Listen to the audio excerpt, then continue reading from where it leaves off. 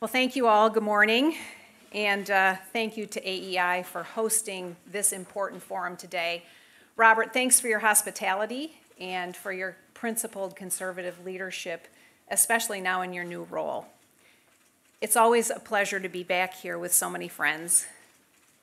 Our ideas are advanced by the work of this institute. There are many who have worked for the cause of education freedom and for our nation's students, especially Rick and Nat. So I'm looking forward to our conversation today. We're here to talk about education freedom scholarships. Let me just say a few things about our proposal to set the table before our discussion. Here's what it is: a $5 billion annual federal income tax credit for voluntary contributions to 501c3 nonprofit organizations that provide scholarships to students. The key element of the proposal is freedom. Freedom for everyone involved: students, families, teachers, schools, states. Any and all can choose to participate, or they can elect not to participate. That's what freedom is all about. We know gaining this freedom will require more work in some states than others, and certainly in that body up the hill. But as more states offer more options to families, demand will rise and pressure will mount on those who've not yet embraced the opportunity. Ultimately, freedom scholarships require only one thing: students and parents must be empowered to make decisions and choices. It should come as no surprise to anyone in this room why we've stepped forward with a bold, transformative idea for students. American education isn't working for too many of them. We've known this for more than 35 years. The devastating landmark report, A Nation at Risk, detailed the dire state of American education and warned us all, and I quote, "History is not kind to idlers." Well, if there's any word to describe too many parts of American education today, it's idle. You've seen our nation's report card. You know what I mean. 2 in 3 of our nation's 8th graders aren't proficient in any core subject. 2/3. We also know this: the United States ranks 24th in reading, 25th in science, and 40th in math in the world. You've heard me talk about these results before, and I don't take any pleasure in reminding anyone about them.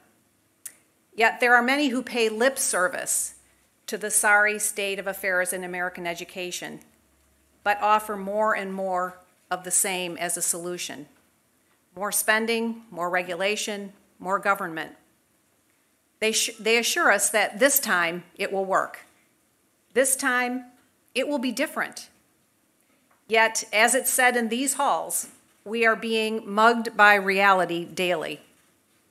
That's why now is the time to do something different, something better.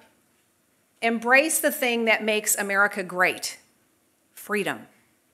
The freedom to learn, the freedom to grow, the freedom to rise, the freedom to pursue happiness.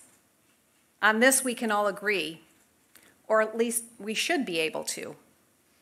So I remain dumbfounded that some conservatives who masquerade as education reformers have criticized this proposal. Who would have thought that Ted Cruz or I, of all people, would be accused of trying to grow the federal government?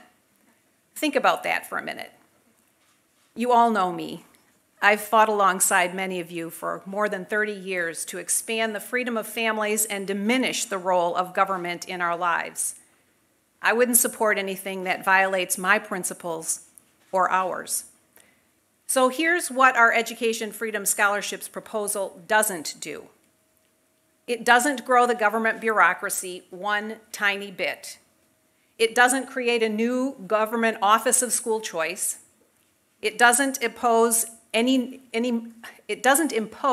new requirements on states or on families. It doesn't take a single dollar from public school students, and it doesn't spend a single dollar of government money. And it doesn't entangle schools with federal strings or stifling red tape. In fact, it can't, and that's by design. The truth is, our proposal is a highly efficient and effective way of funding education. It connects the dollars to the students, not the system, with no bureaucratic sponge in between. The Education Freedom Scholarships are the conservative answer to what ails education in America. They also happen to be the answer that a supermajority of parents, particularly African American and Hispanic parents, are looking for. They are the reason education freedom is on the march, from Florida to Pennsylvania, from Illinois to Arizona, and many places in between. I've just come back from a tour across the Midwest to highlight opportunities education freedom will provide. At every stop, I heard from students, families, teachers, and local lawmakers about how education freedom is changing lives. But I also heard the loud voices of bullies who are threatened by that freedom. Now, it's their right to demonstrate and to protest and to say sick things. What worries me, though, is the message they're sending to parents and students. Big union bullying is flat out unjust. It's unfair to the many students and parents who simply want better for themselves or their sons or their daughters. I've been blessed to get to know many, many families who have exercised education freedom. Many have low incomes. Many are Black or Hispanic. Many are burning the candle at both ends to make ends meet and help their children have a better life. They aren't anti-public school or for privatization. They couldn't care less about how a school is legally structured or how the funds flow. They care about their kids. They care about them getting a great education. They care about them being safe. They care about how schools can help them prepare their children for successful careers and meaningful lives. On the other hand, union bosses don't put kids first. They don't put kids' futures first. They put themselves first. Look no further than West Virginia. Many of us remember the first strike, which kept students from learning for 2 weeks. The second strike is far more telling. There was already in place a deal for yet another pay raise. So why did union bosses force another strike? Because the bill would have also allowed for up to 7 charter schools and would have created ESAs for a very small number of families, maybe enough to satisfy or to serve less than 1/3 of 1%, about 1,000 of West Virginia's 300,000 students. This is clearly anti-parent and anti-student. Education freedom is pro-parent and pro-student. It's not anti-public school. If your school is working for your child, you can stay put. One parent's freedom to make a choice doesn't mean you have to make doesn't mean everyone else has to make the same choice. Education freedom isn't about elevating one type of school over another. It's about trusting parents and believing in students. My mission is to unleash a new era of innovation in education to drive unprecedented achievement. It will happen in public and private schools alike, and we should embrace that.